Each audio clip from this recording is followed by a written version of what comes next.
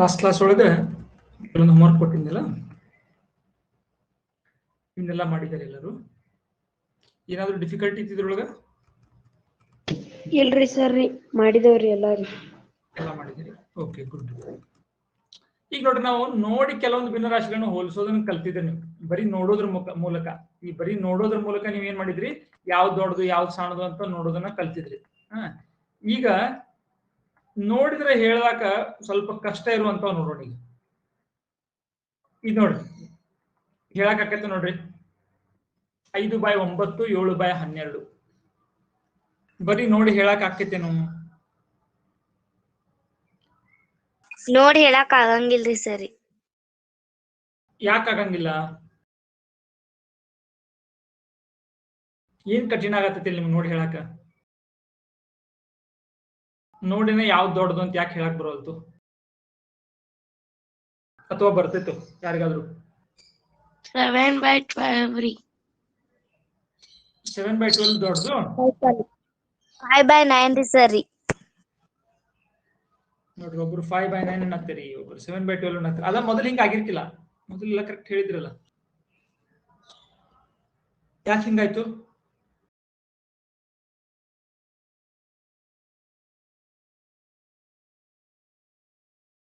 ಏನ್ problem ಐತಿಲ್ಲ? Sir ನಾ ಹೇಳ್ತೇನ್ರಿ.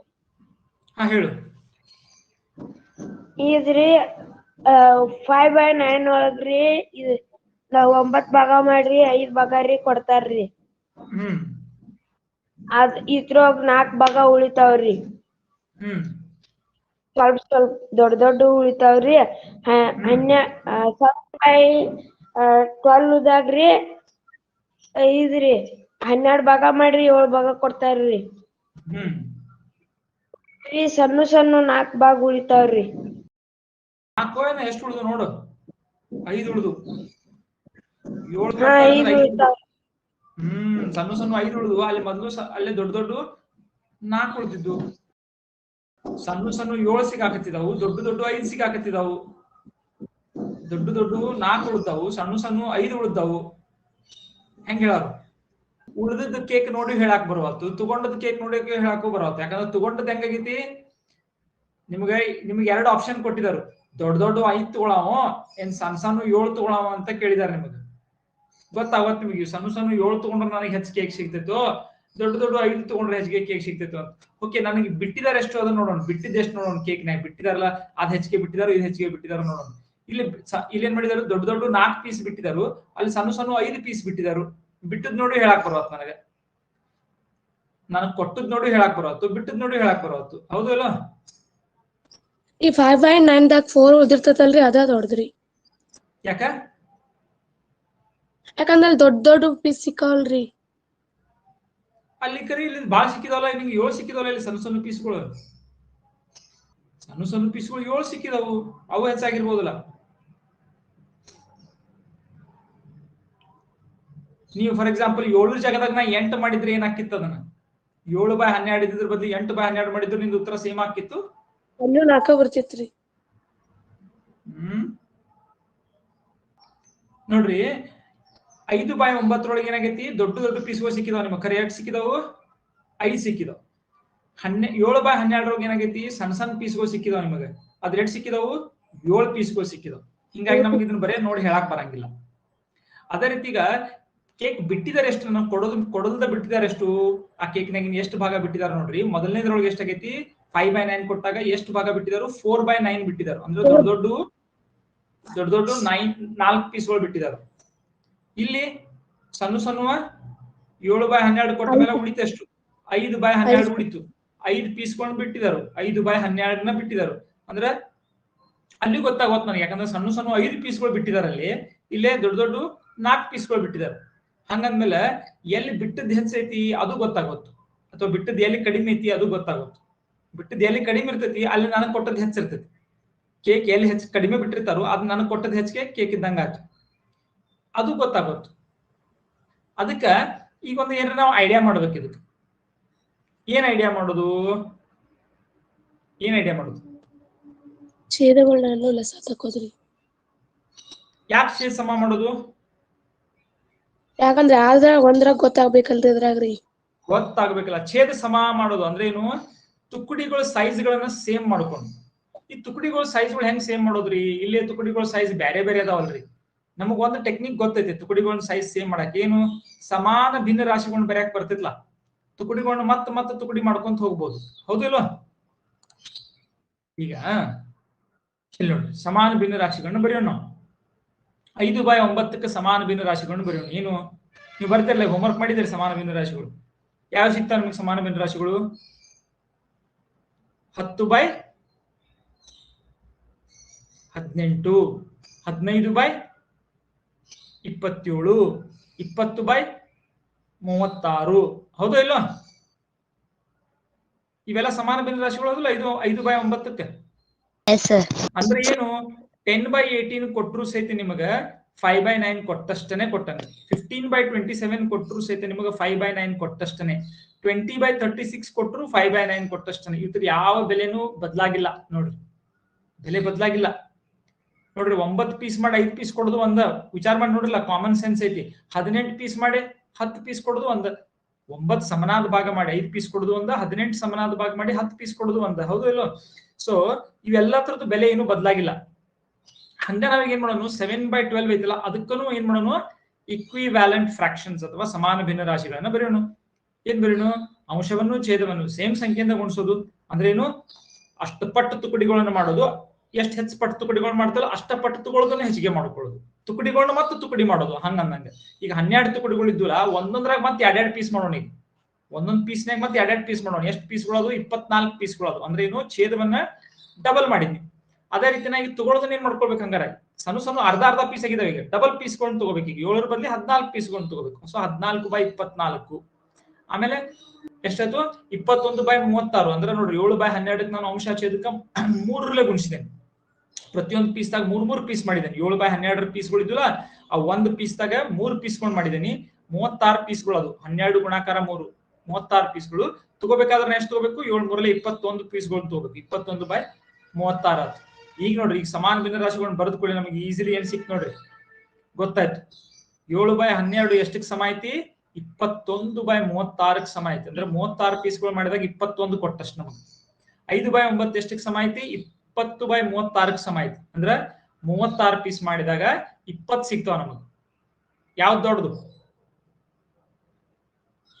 ಯಾವ್ದು ದೊಡ್ಡದಂಗಾದ್ರೆ 7/12 ದೊಡ್ಡದು ಅನ್ನೋದು ಕ್ಲಿಯರ್ ಆಗಿ ಗೊತ್ತಾಗ್ಬಿಡ್ತು. 7/12 ದೊಡ್ಡದಪ್ಪ ಅನ್ನೋದು ಗೊತ್ತಾಗ್ಬಿಡ್ತು ಕ್ಲಿಯರ್ ಆಗಿ. ಇದಕ್ಕೆ ನಾವ್ ಏನಂತ ಕರಿತೀವಿ? ಇದಕ್ಕೆ ನಾವ್ ಯಾಕೆ ಛೇದಗಳನ್ನು ಸಮ ಮಾಡ್ಬೇಕು ಅನ್ನೋದು ನಿಮ್ಗೆ ಗೊತ್ತಿರ್ಬೇಕು ನೋಡ್ರಿ. ಛೇದ ಯಾಕೆ ಸಮ ಮಾಡಕ್ ಪ್ರಯತ್ನ ಮಾಡ್ತೀವಿ, ಛೇದ ಹೆಂಗ್ ಸಮ ಮಾಡಕ್ ಪ್ರಯತ್ನ ಮಾಡ್ತೀವಿ, ಎರಡೂ ಗೊತ್ತಿರ್ಬೇಕು.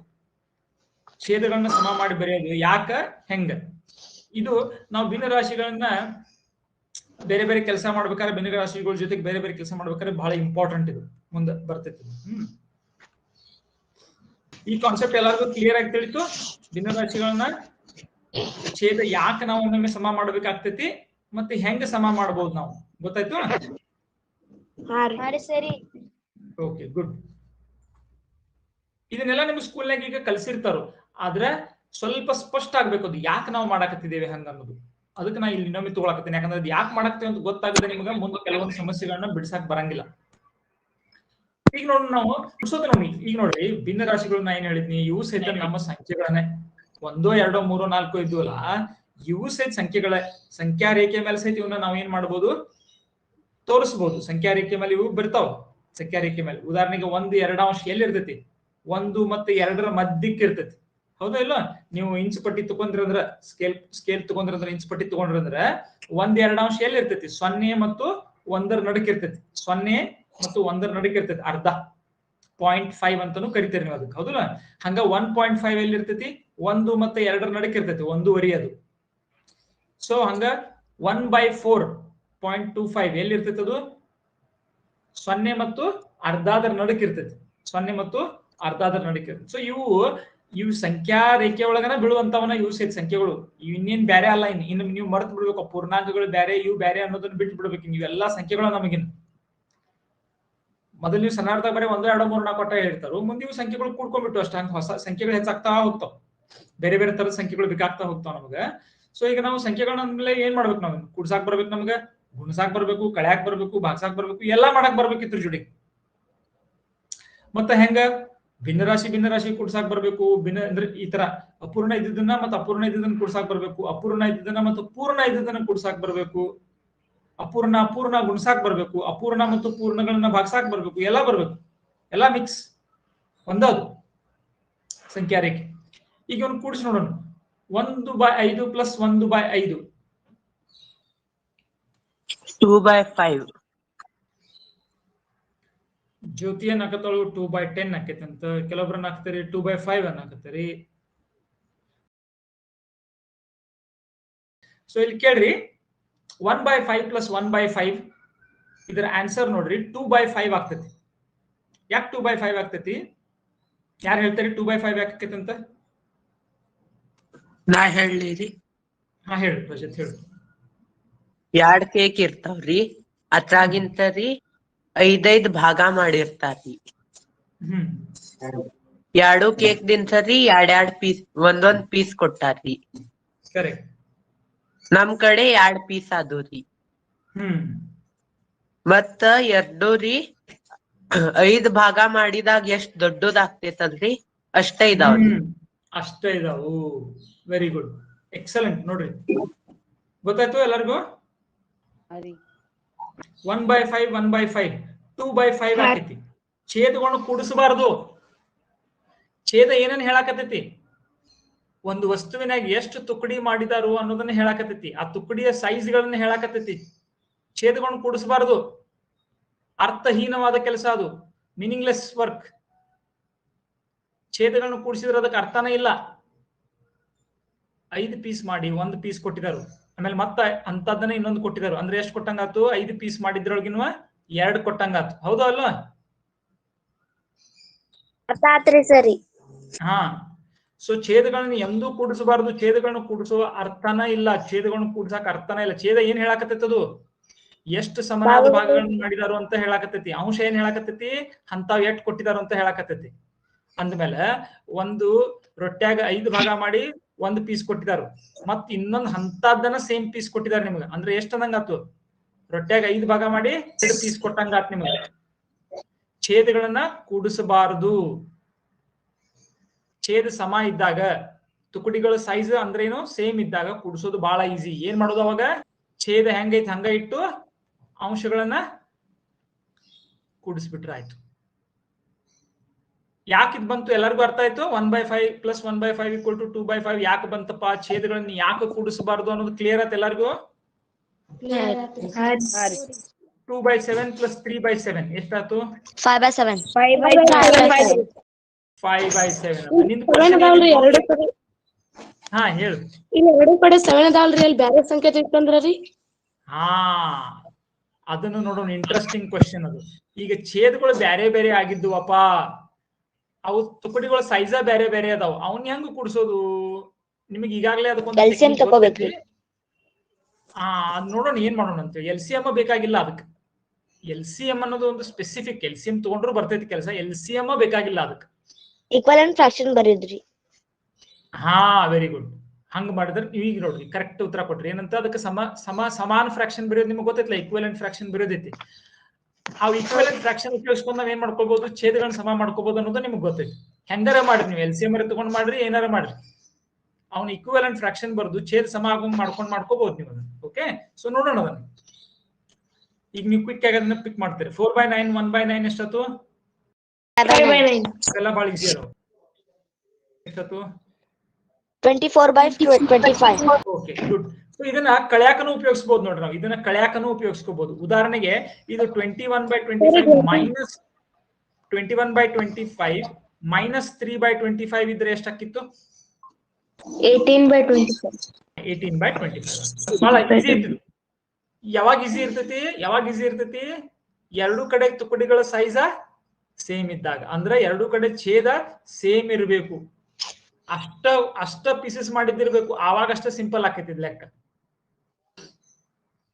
ನೀವು ನೋಡ್ರಿ ಎಷ್ಟಾಯ್ತು? 1/2 + 1/2 ಎಷ್ಟಾಯ್ತು?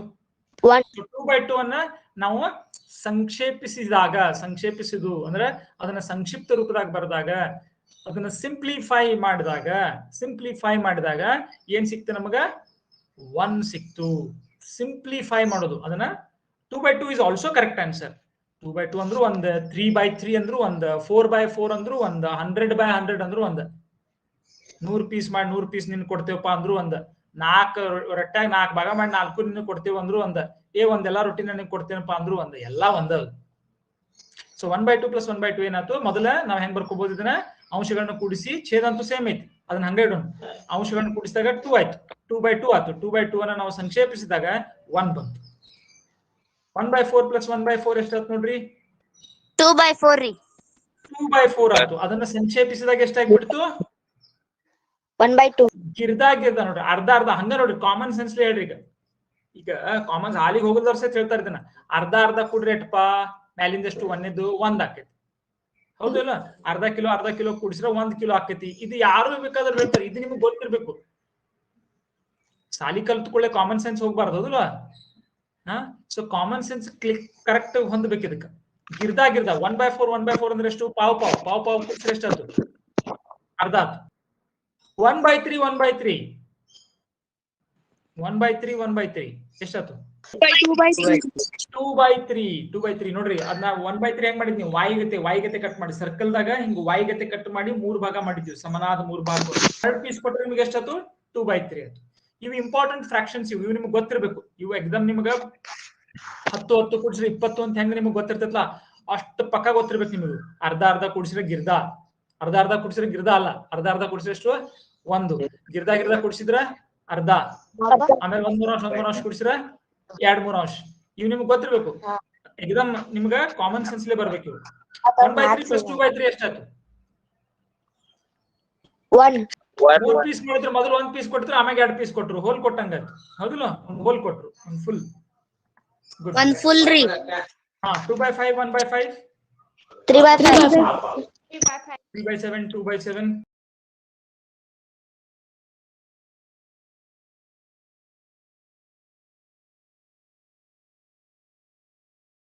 ಇಲ್ಲಿ ಮಿಸ್ಟೇಕ್ ಆಗೈತಿ. ಇದು ಎಷ್ಟಾಗಬೇಕು? 73/200.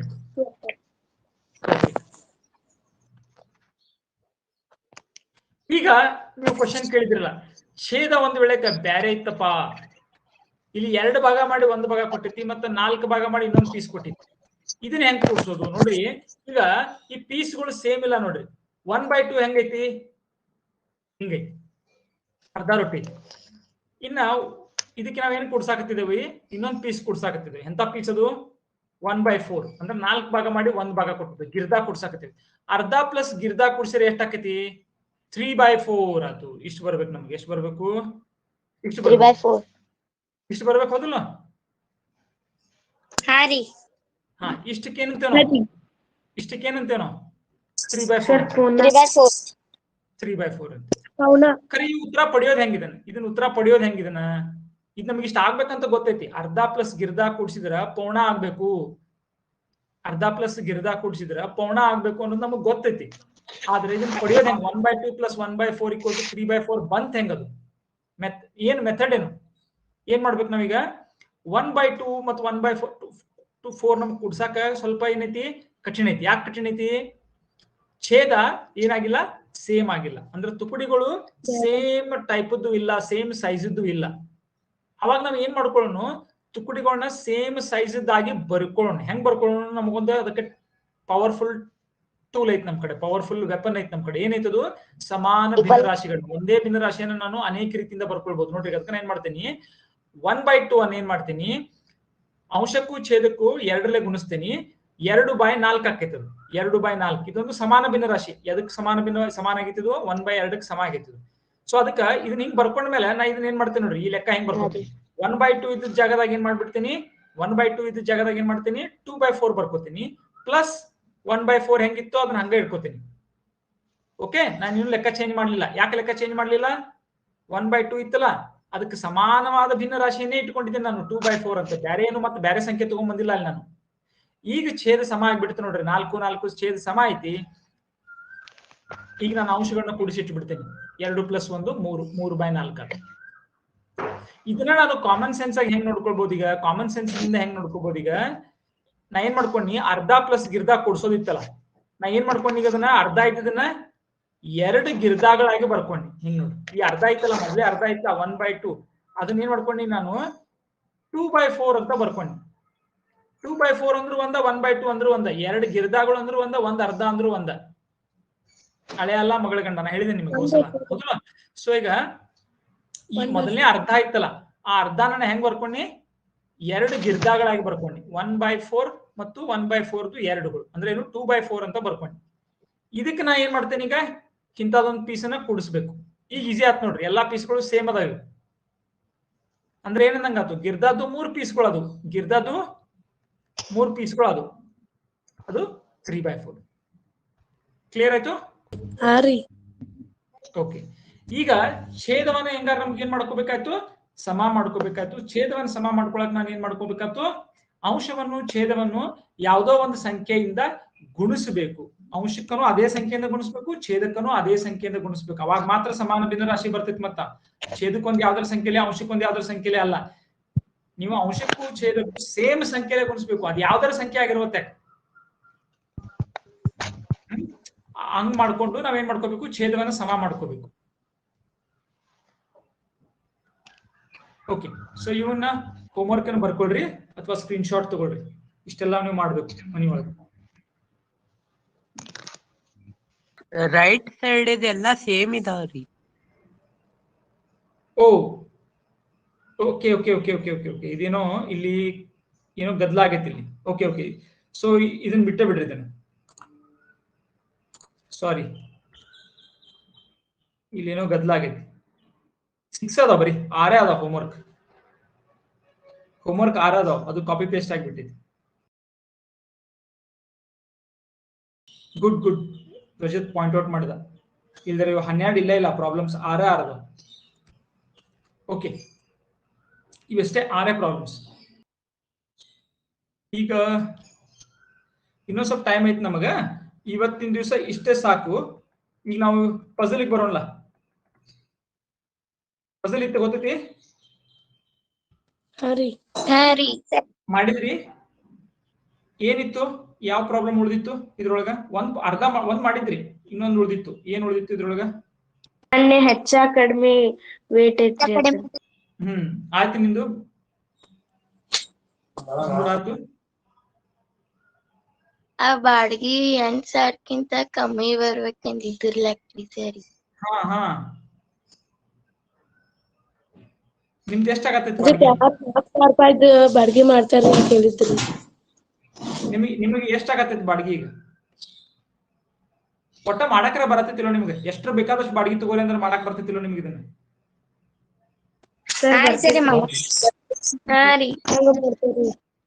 ನಿಮಗೆ ಎಷ್ಟು ಬೇಕಾದ ಸಲ ತಕಡಿ ಉಪಯೋಗಿಸ್ರಿ ಅಂತ ಕೊಟ್ಟನೆ ಅಂದ್ರೆ ಮಾಡ್ತಿರಲ್ಲೋ? ಇದನ್ನ ಕಂಡು ಹಿಡಿತಿರಲ್ಲೋ? ಈಗ ನಿಮ್ದು ಎಷ್ಟೆಷ್ಟು ಬಾಡ್ಗಿ ಎಷ್ಟು ಸಲ ತೂಕದಾಗ ಬಂದು ಟೈಪ್ ಮಾಡಿರ್ಬೇಕಾರೆ ಯಾರ್ಯಾರಿಗೆ ಎಷ್ಟೆಷ್ಟು ತೂಕದಾಗ ಬಂದು ಇದು ನಿಮ್ಗೆ?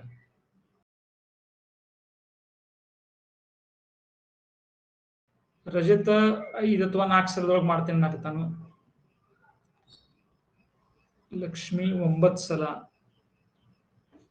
ಸತೀಶ್ 10 ಸಲ. ಸತೀಶ್ ನಿಮ್ಗೆ 10 ತೂಕ ಬೇಕಾಯ್ತು. ತರುಣ್ 8, 9. ಅರವಿಂದ್ ಏನೋ ಹೇಳಾಕತ್ತಿದ್ದ ಲಾಸ್ಟ್ ಕ್ಲಾಸ್ ಒಳಗೆ, ಅದ್ರ ಹಿಂದಿನ ಕ್ಲಾಸ್ ಒಳಗೆ ಯಾವಾಗ ನಾ ಹೇಳಾಕತ್ತಿದ್ದಿಲ್ಲ ಅವಾಗ ಆಗ್ಲೇ ಏನೋ ಆನ್ಸರ್ ಹೇಳಾಕತ್ತಿದ್ದ. 4 ಒಳಗೆ. ಓಕೆ, ಹಂಗಿದ್ರೆ ನಾವು ಡಿಸ್ಕಸ್ ಮಾಡೋಣ ಆನ್ಸರ್. ಓಕೆ, ರಜತ್ ನೀ ಏನ್ ಮಾಡ್ತಿ ಈಗ? ಎಲ್ಲಾರು ಏನ್ ಮಾಡಕತ್ತಾರು, ಫಸ್ಟಿಗೆ 1 ನಿಮಿಷ. ಈಗ ಫಸ್ಟಿಗೆ ನಾನೊಂದು ಕ್ವಶನ್ ಕೇಳ್ತೇನೆ. ಈಗ ಎಲ್ಲಾರು ಏನ್ ಮಾಡಕತ್ತ, ನೀವು ಫಸ್ಟ್ ಸ್ಟೆಪ್ ಕೇಳೋಣ. ಈಗ ಯಾರು ಮಾಡಿದವ್ರು ಕೇಳೋಣ. ಈಗ ಮಲ್ಲಿಕಾರ್ಜುನ್ ಕೇಳೋಣ. ಮಲ್ಲಿಕಾರ್ಜುನ್ ಇಂದ ಫಸ್ಟ್ ಸ್ಟೆಪ್ ಏನ್ ಮಾಡ್ತೀನಿ ನೀನು? ಅವ್ನ 8 ಭಾಗ ಮಾಡ್ತೀನಿ 2. ಹಾ, ಹಾಕ್ತಿ 8 ಈ ಕಡೆ 8 ಈ ಕಡೆ ಹಾಕ್ತಿ. ಏನ್ ಆಕೈತಿ ಅವಾಗ? 2 ಒಂದ್ ಹೆಚ್ಚ ಒಂದ್ ಕಡಿಮೆ ಬರ್ತಿದ್ರಿ. ಒಂದ್ ಹೆಚ್ಚ ಒಂದ್ ಕಡಿಮೆ ಬರ್ತೈತಿ. ರಜತ್ ಹೇಳು, ಇದ್ರ ಬಗ್ಗೆ ಏನಾದ್ರು ಹೇಳ್ತಿ ನೀನು? ಇದ್ರ ಬಗ್ಗೆ ಏನ್ ಹೇಳ್ತಿ? ಹಿಂಗ್ ಮಾಡು ಸರ್. ಕರೆಕ್ಟ್ ಐತಿ. ಕರೆಕ್ಟ್ ಐತದು. ಒಂದ ಹೆಚ್ಚ ಒಂದ್ ಕಡಿಮೆ ಬರ್ತೈತಿ. ಹಾ ಆಯ್ತು, ಕರೆ. ಮತ್ತೆ ಅವ್ನು ಮಾಡಿದ್ರ ಬಗ್ಗೆ ಏನ್ ಹೇಳ್ಬೋದು ನೀನು? ಅವ 8 ಹಾಕಿದ್ಲ ಅದು ಸರಿ ಮಾಡಿದ್ನವನು. ಹಾ ರೀ. ಅರವಿಂದ್ ಏನಂತಿ ನೀನ್ ಇದಕ್ಕ? ತಪ್ಪೈತ್ರಿ ಸರ್. ಯಾಕೆ ತಪ್ಪೈತಿ ಅರವಿಂದ್? ಸರಿ 8 ಭಾಗ ಮಾಡಿ ಹಾಕಿದಾಗ್ರಿ ಒಂದ್ ಕಾಯಿನ್ ಹಗರ್ ಅಥವಾ ವಜ್ಜೆ ಇರ್ತೈತ್ರಿ, ಅದ್ ಅಸಮ ಬರ್ತೈತಿ ಅಂತ ಗುರ್ತ ಇರ್ತೈತ್ರಿ. ಅದ ತೂಕ ಮಾಡೋದೇನ್ ಅವಶ್ಯಕತೆ ಇಲ್ರಿ, ಯಾಕಂದ್ರೆ ಒಂದ್ ವೇ ಎಕ್ಸ್ಟ್ರಾ ಹೋಗ್ತೈತ್ರಿ. ಒಂದ್ಸಲ ತೂಕ ಮಾಡೋದು ಸುಳ್ಳ ನೀವು ಕಳ್ಕೊಂಡಂಗ ಆಯ್ತು ಇದನ್ನ. ಮಲ್ಲಿಕಾರ್ಜುನ್ ಗೊತ್ತಾಯ್ತು, ನೀನ್ 8 ಹಾಕಿದಾಗ ಒಂದ್ ಮ್ಯಾಲ ಒಂದ್ ಕೆಳಗ ಆಗೋದು ಗೊತ್ತೈತಿ, ಗ್ಯಾರಂಟಿನೇ ಐತಿ ಅದು ಒಂದ್ ಮ್ಯಾಲ ಒಂದ್ ಕೆಳಗ ಆಗೋದು ಅಂತ ಹೇಳಿ. ಆಮೇಲೆ ಅದು ಈ ಕಡೆನೂ ಇರ್ಬೋದು ಆ ಕಡೆನೂ ಇರ್ಬೋದು. ಆ ಕಾಯಿನ್ ಕಳ್ಳ ಕಾಯಿನ್ ಏನೈತಿ ಮ್ಯಾಲ ಹಗರ ಆದದ ಕಡೆನೂ ಇರ್ಬೋದು, ವಜ್ಜೆ ಆದದ ಕಡೆನೂ ಇರ್ಬೋದು. ಅಂದ್ರೆ ಮಾಡಿ ಉಪಯೋಗ ಏನಾಗ್ತಿದ್ದಾನೆ 8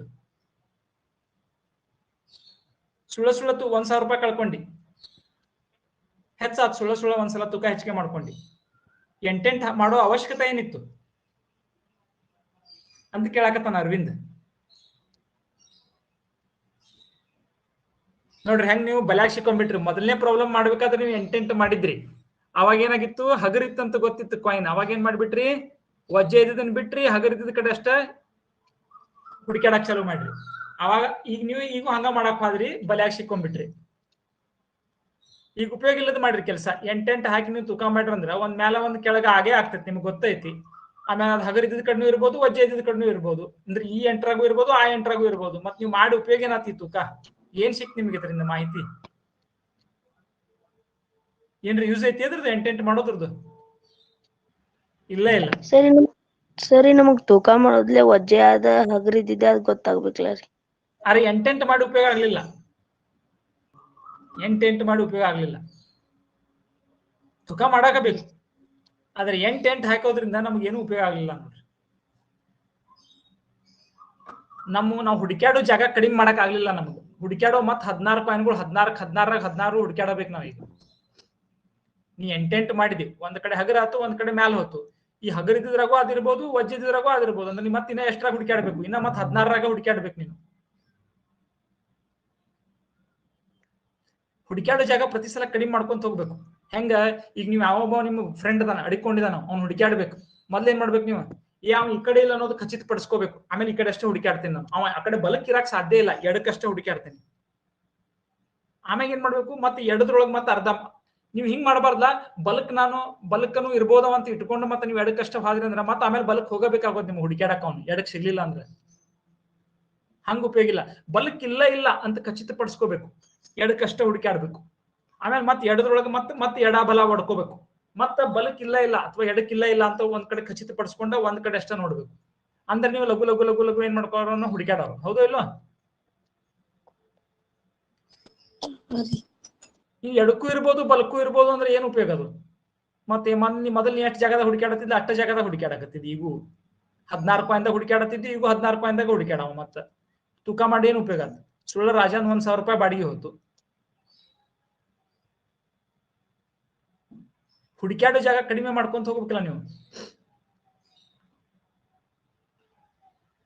ಅರ್ಥ ಆಯ್ತು? ಈಗ ಇನ್ನೊಂದ್ ಸ್ವಲ್ಪ ಯೋಚನೆ ಮಾಡೋರ ನೀವು ಪೂರಾ ಉತ್ತರ ಹೇಳಕ್ ಹೇಳಿ. ಅರವಿಂದ್ ಉತ್ತರ ಗೊತ್ತಾಗೈತಿ. ಸ್ವಲ್ಪ ಯೋಚನೆ ನನಗ್ ಗೊತ್ತಾಗೈತಿ. ರಜತ್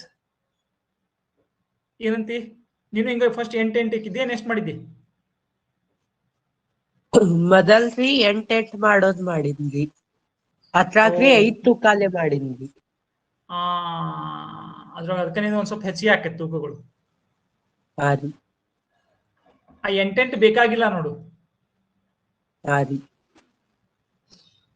8ದ್ದು ಅದಕ್ಕೇನಂತೆ ನಾವು, ಅದು ರಿಡಂಡೆಂಟ್ ಅಂದ್ರೆ ವ್ಯರ್ಥವಾಗಿ ಅದನ್ನ ನಾವು ಒಂದು ತೂಕ ಮಾಡಿಬಿಟ್ಟಿವಿ. 8 ಹಾಕಿ ವ್ಯರ್ಥ ಆಯ್ತದು. ಯಾಕಂದ್ರೆ ಎಡಕ್ಕೂ ಇರ್ಬೋದು ಬಲಕ್ಕೂ ಇರ್ಬೋದು, ಮತ್ತೆ ಇಲ್ಲಿ ಹುಡುಕಾಡ್ಬೇಕು ಅಲ್ಲಿ ಹುಡುಕಾಡ್ಬೇಕು. ತೂಕ ಮಾಡಿ ಏನು ಉಪಯೋಗ?